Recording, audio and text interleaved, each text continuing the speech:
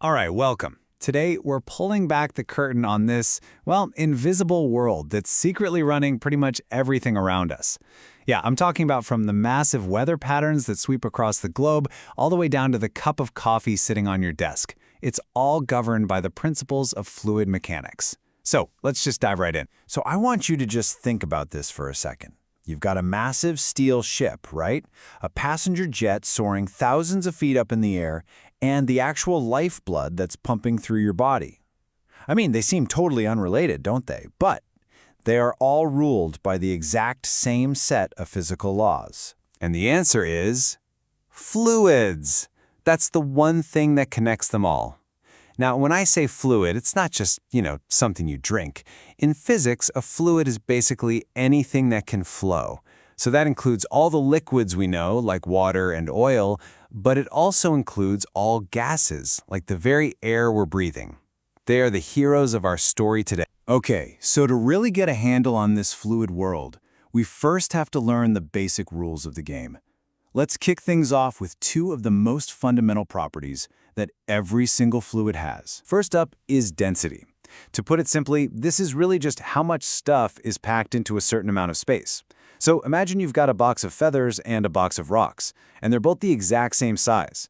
Well, that box of rocks is way, way denser. This idea is absolutely crucial if you want to understand why some things float and other things sink. Next up is pressure. And we've all felt this, right? The pressure of the air around us, or that feeling of the water pushing on you when you dive deep into a pool.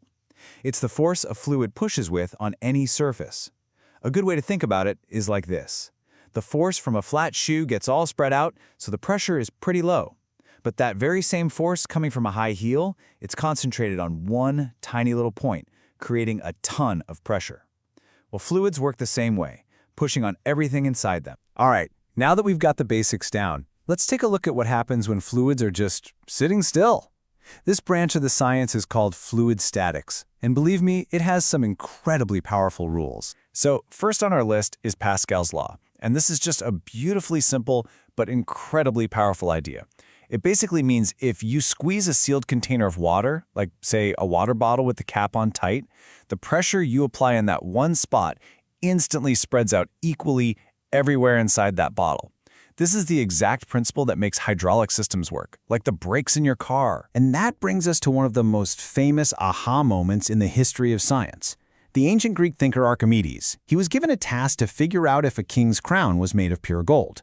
And the story goes that as he stepped into his bath, he watched the water level rise, and he just had this sudden flash of insight. He allegedly ran right out into the streets, shouting Eureka, because he had just figured out the principle of buoyancy. And what he discovered gives us these really clear rules for why things float or sink. It's basically a battle of densities. If an object is denser than the fluid it's in, like a rock in water, it sinks. Simple. If it's less dense, like a log in water, it floats. And if their densities are perfectly matched, it just kind of hangs there, suspended in the middle. This is exactly how those gigantic steel ships, which are mostly hollow space inside and have a low average density, can float so easily on the water. So far, everything we've talked about has been about still, calm fluids. But what happens when they start to move? Well, that's when the rulebook kind of gets a rewrite. We're shifting from the world of statics, which is all about pressure and buoyancy, to the world of dynamics, which is all about things like flow rate and the conservation of energy. So, welcome to the world of fluid dynamics. I gotta say, this is where things get really, really cool. We're now talking about decoding the secrets of flow, the stuff that explains everything from how a river carves a canyon to how a jet engine works. Now, to make any sense of the potential chaos of moving fluids, scientists often start by imagining a perfect, ideal situation. They call it steady flow. All this means is that the fluid is moving smoothly, predictably. Think of a gently flowing river, not some raging, chaotic rapid. It's the perfect, clean laboratory for figuring out the rules. And the very first rule of flow is something called the continuity equation. And honestly, this is super intuitive. If you've ever put your thumb over the end of a running garden hose, you've seen this happen. The amount of water coming through that hose has to stay constant, right? So when you make the opening smaller, the water has no choice but to speed up to get out. It's really that simple. Smaller area means higher speed. And now we get to the absolute superstar of fluid dynamics, Bernoulli's equation. The key thing to get here is this relationship that feels kind of backward at first. So the continuity equation told us that fluid speeds up when it goes through a narrow space. Bernoulli's principle adds the next critical piece. Wherever that speed is high, the pressure is low. And where the speed is low, the pressure is high. This one idea is the key that unlocks some of the greatest achievements in technology. Okay, so let's pull all these ideas out of the textbook and see how they play out in the real world. How does all this theory actually work, and what are the things that make it a little more complicated in real life? A perfect, direct application of Bernoulli's principle is something called the Venturi effect. This is what happens when you force a fluid through a narrow, constricted section of a pipe, sometimes called a choke. So, as the space gets smaller, the fluid speeds up. That's our continuity equation.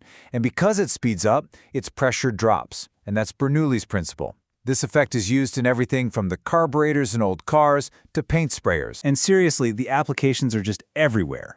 There's Torricelli's law, which uses it to figure out how fast water will drain from a tank.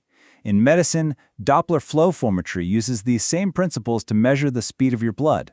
And probably the most famous one, airplane lift. The wing is shaped so that the air has to travel faster over the top. Faster air means lower pressure on top compared to the bottom. So the higher pressure below pushes the wing and the whole plane up. Even the heat pump in your home is playing by these rules. But of course, the real world always has a catch. And in fluids, that catch is friction. We have a special name for it, viscosity. It's just a measure of how thick a fluid is or how much it resists flowing. Water, for instance, has really low viscosity. It flows super easily. Honey, on the other hand, has very high viscosity. It flows very, very slowly. All of those perfect equations we talked about have to be adjusted to account for this real-world stickiness. Now, when the conditions are just right, when a fluid isn't too viscous and it isn't moving too fast, we get this beautiful, orderly state called laminar flow. You can actually see this sometimes, like in a smooth stream of smoke rising up, or when you slowly, carefully open a faucet. The fluid moves in these elegant parallel layers. But if you push it too hard or if things change, that smooth flow can break apart into the chaos we call turbulence, which is a whole other much more complex story for another day. So from buoyancy all the way to Bernoulli, we've seen how just a few key principles of fluid mechanics really do dictate how things float, fly, and flow. The big takeaway here is that these aren't just equations in a book. They are invisible forces that are actively shaping our world, every single moment of every day. So the next time you see a bird catch an updraft, or you stir your coffee, or just watch the clouds drift by, ask yourself, okay, where are those invisible forces at work right here? Thanks for joining me.